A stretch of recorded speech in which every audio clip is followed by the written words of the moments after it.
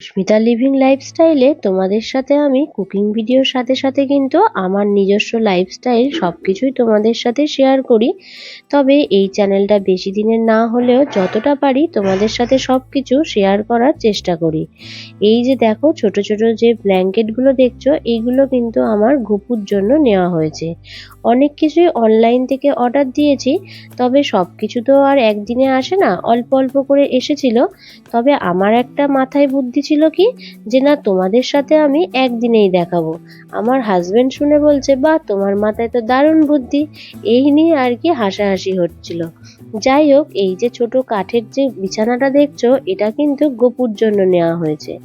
পরে যদিও বা ওর জন্য একটা বিছানা নেওয়া হবে, তবে এই বিছানাটা জানো তো ফেভিকুইক দিয়ে সেট করতে হয়েছে।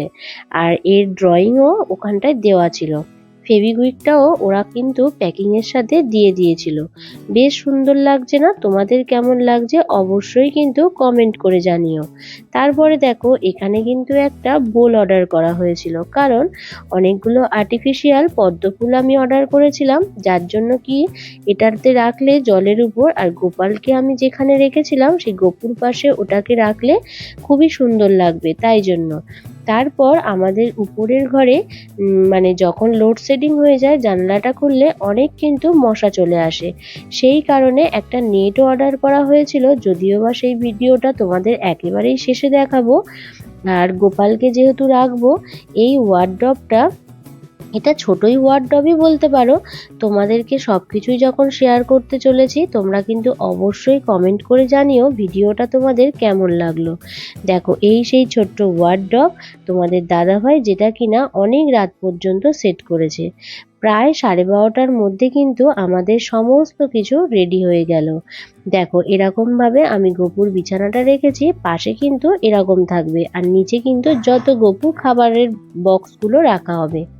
সমস্ত জিনিস কেমন লাগলো সেটা কিন্তু অবশ্যই কমেন্ট করে জানিও। আর এদিকে দেখো তোমাদের দাদাভাই কিন্তু জানালার নেটটা লাগাতে খুবই ব্যস্ত।